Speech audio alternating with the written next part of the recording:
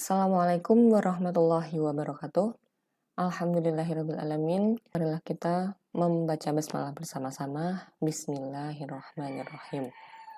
Review dulu materi tentang ARIMA. ARIMA merupakan analisis data time series yang menganalisis pola data masa lalu. Apakah data pada waktu T dipengaruhi oleh data masa lalu ataupun pada residual di masa sekarang dan masa lalu.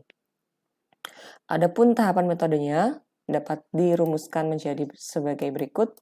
Ada proses identifikasi apakah data tersebut bersifat stasioner atau tidak, menggunakan uji ADF. Kemudian setelah mendapatkan hasil data itu adalah stasioner, maka langsung bisa dilakukan pemilihan model, memilih ARIMA, nilai ordonya berapa.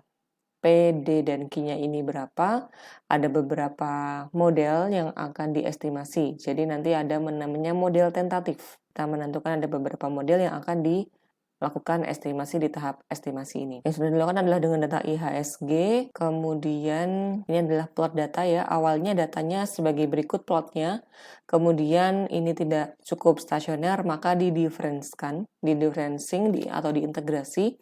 Ini adalah IHSG differencing pertama. Kemudian hasilnya seperti ini, jadi lebih konstan pada suatu garis lurus yang mendatar seperti ini. Kemudian ini secara visual kita bisa menyatakan bahwa data setelah differencing ini lebih stasioner. Kemudian diuji hipotesis menggunakan namanya uji augmented Dickey Fuller atau uji ADF. Di sini hasilnya untuk ADF test data IHSG hasilnya adalah sebagai berikut. P-value-nya lebih dari alfa maka tidak stasioner. Kemudian ADF.test dalam kurung datanya adalah differencing dari IHSG dan hasilnya P-value-nya kurang dari alfa, misalnya alfa 5%, maka stasioner. Sehingga kita akan melakukan ARIMA dengan data stasioner yaitu IHSG pada differencing pertama.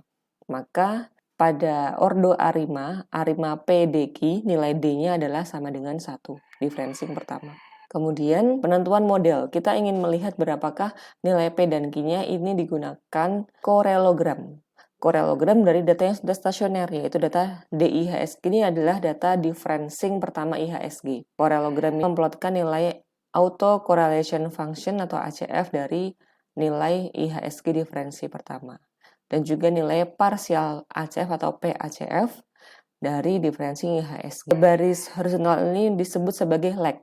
Ya, ini lag ke 0, lag ke 1, 2, 3, 4, 5, lag ke 10, lag ke 30. Maka di sini dari plot ACF ada penurunan drastis pada kelambanan pertama. Kelambanan atau lag kelambanan ini, jadi di sini pada lag ke 0 nilainya tinggi, kemudian turun drastis pada kelambanan pertama atau lag pertama. Kemudian plot ACF, pola dari PACF ini dia juga seperti itu, tapi mulai pada lag pertama dia baru mulai turun perlahan-lahan. Penentuan model ini memang ada di dalam tabel berikut ini. Kalau plot ACF ini meluruh menuju 0 secara eksponensial, secara drastis, maka dia merupakan nilai ARP kalau PACF-nya di atas batas interval maksimum sampai lag ke P dan di bawah batas pada lag lebih dari P. Lag ini tadi yang di horizontalnya seperti ini adalah lag ya. Ini mulai lag pertama, PACF-nya dia melebihi ambang batas. Jadi yang disebut sebagai batasnya adalah garis-garis putus yang berwarna biru. Nah, pola ini tidak sesuai dengan apa yang disarankan pada tabel sebelumnya memang. Jadi saat kita modelkan ARIMA memang tidak selalu saat kita memilih nilai P-nya berapa, Q-nya berapa, itu tidak selalu sesuai dengan tabel yang tadi. Maka kita akan menggunakan beberapa model yang akan diestimasi. Dari hasil differencing pertama yang stasioner, maka nilai ordo dari D-nya pasti sama dengan 1. Kemudian kita bisa coba-coba untuk nilai P dan Q-nya ini, coba 1, 0, 01, dan 11. Boleh over spesifikasi yaitu dengan menambahkan ARIMA misalnya 210, ARIMA 012, itu boleh. Kita di sini coba hanya 3 model, lalu estimasi model ini misalnya dengan package forecast, kemudian hasilnya adalah sebagai berikut. Estimasi model, dependent variabelnya adalah IHSG. Kemudian di sini kenapa bukan differencing IHSG? Kenapa kok IHSG bukan kata D stasioner adalah differencing dari IHSG? Karena di sini kita menspesifikasi arima.1 ini adalah objeknya adalah arima dari data IHSG.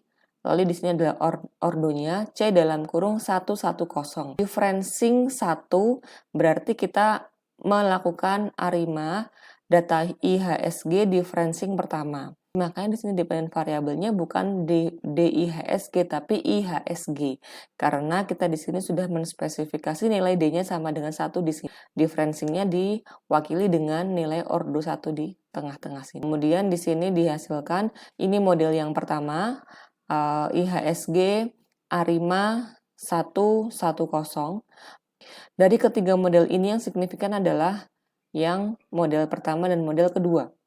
Kemudian kita bisa bandingkan di sini namanya AKIK Information Criteria, yang paling kecil adalah di IHSG yang kedua. Maka di sini nanti bisa dipilih modelnya adalah Arima.2. Karena memiliki AIC paling kecil dan signifikan. Di sini ada bintang-bintangnya berarti signifikan. Untuk memilih model kita bisa pakai beberapa kriteria. Bisa pakai AIC atau pakai MAPE atau pakai RMSE. Kemudian pengecekan diagnostik dari model yang terpilih. Karena model yang terpilih tadi adalah Arima.2 misalnya, maka di sini diplotkan ACF dan PACF dari residual of model Arima yang terpilih, yaitu Arima.2. Anda bisa memilih model Arima.1 dengan argumentasi tersendiri ya. Misalnya saya memilih Arima.1 karena nilai di sini signifikan serta nilai MAPE-nya lebih kecil daripada Arima.2. Arima.1 MAPE-nya lebih kecil daripada Arima.2, maka saya lebih memilih Arima.1 gitu boleh. Yang penting ada argumentasinya, lalu dicek diagnostik residual dari model terpilih itu. Model yang terpilih adalah yang jika ACF-nya pada leg lebih dari 0 ini tidak melebihi garis batas. Ini adalah ACF residual.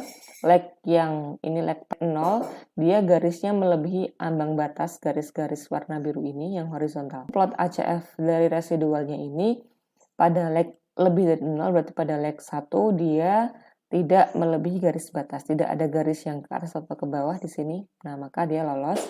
Dan p-value for Leung box statistik ini melebihi garis horizontal. Dia semuanya melebihi, maka sudah lolos diagnostik tes. Kemudian kalau kita lihat hasil peramalan dari Arima.2 bisa diplotkan menjadi seperti ini. Garis yang warna merah merupakan hasil peramalan.